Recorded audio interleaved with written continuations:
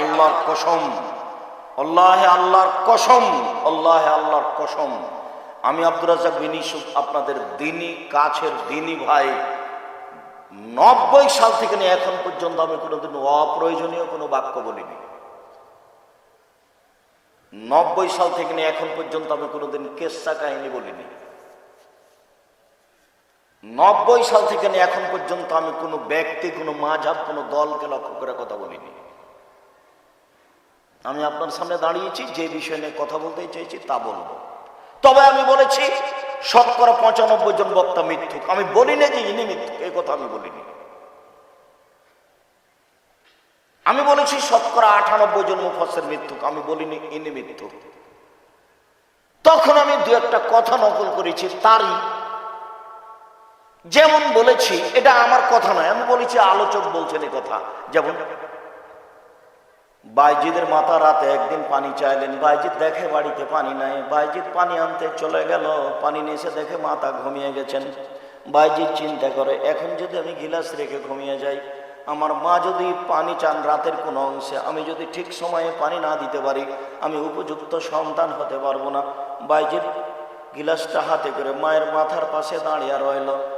মায়ের ঘুম ভেঙে গেল, সকাল হয়ে গেল, মায়ের ঘুম ভেঙে গেল, মা দেখেন পাশে বাইজিদ দাঁড়িয়ে আছে। বাবা বাইজিদ, তুমি কেন দাঁড়িয়ে আছো?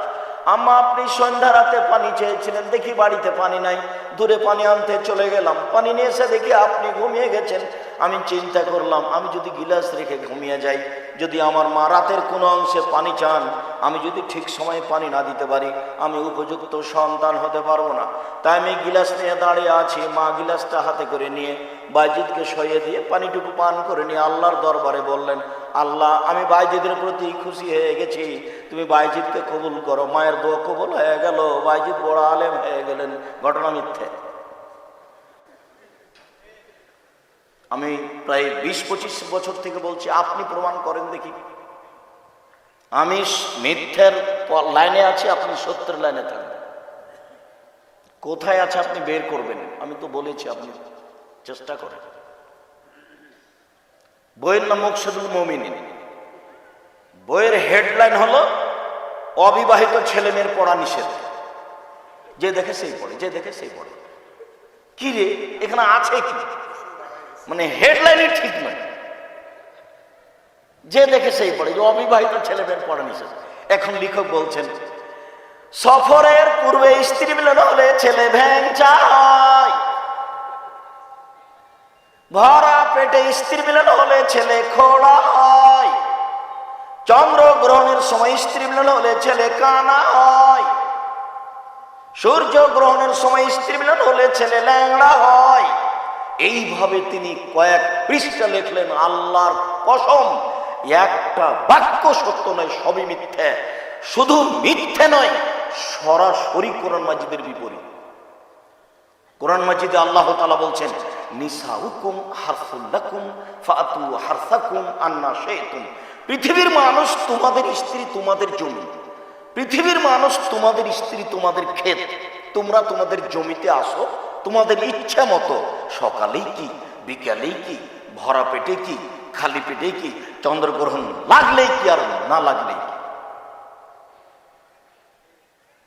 তাকে এইভাবে তিনি লিখছেন।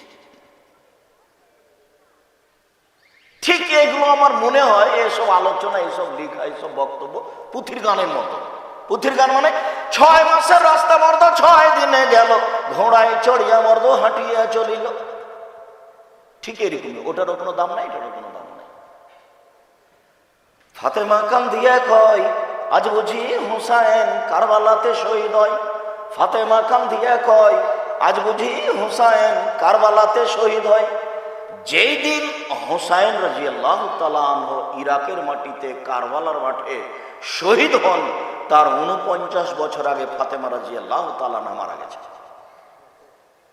যে মানুষটা 49 বছর আগে মারা গেছেন, সেই মানুষটা এই কথা কেমনে বলে? এমনি চলছে বক্তব্য যখন, এটাও তেমন। যেহেতু আপনারা দায়িত্ব পালন করেন না, আপনারা দায়িত্ব পালন না করলে আমাদেরকে তো এইভাবে চলতেই হবে। আপনাদের কি দায়িত্ব? আল্লাহ তাআলা আপনাদেরকে বলছেন, ফাসআলু আহলা যিকরি ইন কুনতুম লা তা'লামুন বিল বায়িনাতি ওয়াজ জুবুর। হে দুনিয়ার অজানা মানুষ, তোমরা জানা মানুষের নিকটে জানো প্রমাণ সহকারে। আব্দুর রাজ্জাক সাহেবকে এমনি দাওয়াত দেওয়া যাবে না, 2-4-5 জনকে জিজ্ঞাসা করতে হবে তিনি কোরআন হাদিস বুঝেন কিনা, জানেন কিনা। তারপর বুঝলাম যে কোরআন হাদিস জানেন, এরপরে আবার একটা আপনাদের কাজ আছে যে উনি যে এমনি কিছু বললেন না, কোরআন হাদিসের কথা বললেন। আসলো এসে 2 ঘন্টা বলার পরে বলছে যে এই আয়াত সম্পর্কে আরো 2 দিন লাগবে বলতে। আল্লাহর কসম কিছু বলেনি। দেখবেন আপনি এদেশে একটা বড় তাফসীর পাওয়া যায় বাংলা ভাষায়, তার নাম হলো ইবনে কাসির। তো উনি যেটা বললেন যে 2 ঘন্টা যাবত এই আয়াতের ব্যাখ্যা করলাম, ওই কথাটার সাথে আপনি ইবনে কাসির ওই আয়াতটা খুলে দেখেন, একটা মিল নেই। তা আপনারা যেহেতু দায়িত্ব পালন করছেন না, জানা মানুষের নিকটে প্রমাণ সহকারে জানতে চাচ্ছেন না, তো আমরা তখন সুযোগ পেলাম যার যা ইচ্ছা সে তা বলে নিলাম।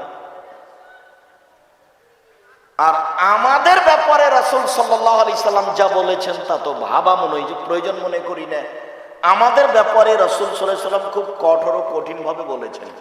তিনি প্রথম বাক্যে বলেছেন বাল্লিগু আন্নী ওয়ালা আয়া, পৃথিবীর মানুষ যারা আলেম ওলামা, আমার একটি কথা জানা থাকলে অন্যকে বলো।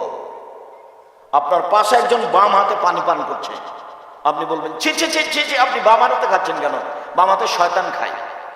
আপনার এটা জানা থাকলে আপনাকে বলতেই হবে, আপনি বলতে বাধ্য। কেন? আপনি মুসলিম, আপনাকে জানতেই হবে, বলতেই হবে। আপনার একটা কথা জানা থাকলে অন্যকে বলতে হবে। 2, বানি ইসরায়েলের কাহিনী বলো, কোনো দোষ নেই। বানি ইসরায়েলের কাহিনী আজ থেকে নিয়ে হাজার হাজার বছর আগেকার কাহিনী। যেমন ইশতারা রাজুলুন মিন রাজুলিন আখার, একটা লোক একটা লোকের কাছে জমি কিনে নিয়েছে। ফাওয়াজাদা ফি আকারিহা জান্নাহ, জমি চাষ করতে গিয়ে জমিতে একটা স্বর্ণের পাতিল পেয়েছে। এখন স্বর্ণের পাতিল নিয়ে জমি বিক্রেতার কাছে গিয়ে বলছে ইশতাহিতু মিনকাল আরদ ওয়ালা মাত্তা মিনকাল যাহাব, আপনার কাছে আমি জমি কিনে নিয়েছি, স্বর্ণ কিনে নিইনি, অতএব এটা নেন।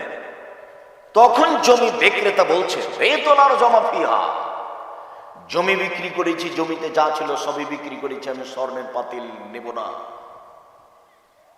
যদিচ আপনার ইমানের জন্য এই হাদিস পেশ করা দরকার যে আপনি কাপড় কিনতে গেছেন, একটা 500 টাকা নোট দিয়েছেন, কাপড়ের দাম ছিল 300 টাকা, ও ফেরত দিতে গিয়ে 1000 টাকা মনে করে এত টাকা ফেরত দিয়েছে, আপনি টাকাটা নিয়ে চলে আসলেন। এই তো আপনার ইমান। আর আপনার ইমানের কথা বলি, আপনি এই মাদ্রাসার একজন সদস্য, আপনাকে বলি, আব্দুর রাজ্জাক সাহেবকে দিয়ে বলি, কষ্ট পাবেন। তো আপনি একজন প্রতিষ্ঠানের দায়িত্বশীল, খালি বাজার করতে গেছেন যে 500 টাকার বাজার, তাই আপনি 20 টাকার ভাতটা দেখেছেন নাস্তা, বাপের টাকা নিয়ে খরচ করে নাস্তা দেখালেন না। মাদ্রাসার কাজ করতে গিয়ে নাস্তা দেখালেন মানে কেন দেখাবেন আপনি? আমি একজন সাধারণ মানুষ, আমি সব ঠিক এই কথা আমি বলছি না, তবে আমি আপনাদের 10-এর পয়সা খাই না। এখানে এক সন্ধ্যা খেলে আমি তার টাকা দিয়ে দিই, আমার নামে ভাউচার আছে, ফাইল আছে। আপনাদের এক প্রতিষ্ঠানের আমি এক সন্ধ্যা খাবো না, এটার খুব দৃঢ় প্রতিজ্ঞা, ইনশাল্লাহ আমি খাবো না। আপনাদের এই প্রতিষ্ঠান থেকে একটা লাউ দিয়ে পাঠিয়েছিল হিকমত আলীর বাপ, তো এখন ড্রাইভার লাউটা বাড়িতে পৌঁছে দিয়েছে। পরের দিন লাউটা কোথা থেকে আসলো এর খোঁজ পাওয়া যায় না, কোথা থেকে আসলো, কিভাবে কিভাবে কিভাবে। তাহলে ড্রাইভারকে বলে দেখি মাসুম কি ব্যাপার, লাউ বাসায় আসলো কি করে? তখন বলছে যে তাহলে হিকমত আলীর আব্বা তো মনে হয় ওই লাউটা গাছ থেকে কেটে দিয়ে দিয়েছে, ওটা তো মাদ্রাসার জামিয়ার লাউ গাছের লাউ। তখন আমি বললাম আমার তো এটা খাই না, তুমি এটা নিয়ে যাও। 3 দিন পরে ড্রাইভার বাসা থেকে লাউটা নিয়ে যেয়ে খেয়েছে, আমরা ওই লাউ খাইনি, আমরা ওটা খাবো না। এটা আমাদের দৃঢ় প্রতিজ্ঞা, আপনাদের প্রতিষ্ঠানের কোনো জিনিস আমরা ভোগ করব না।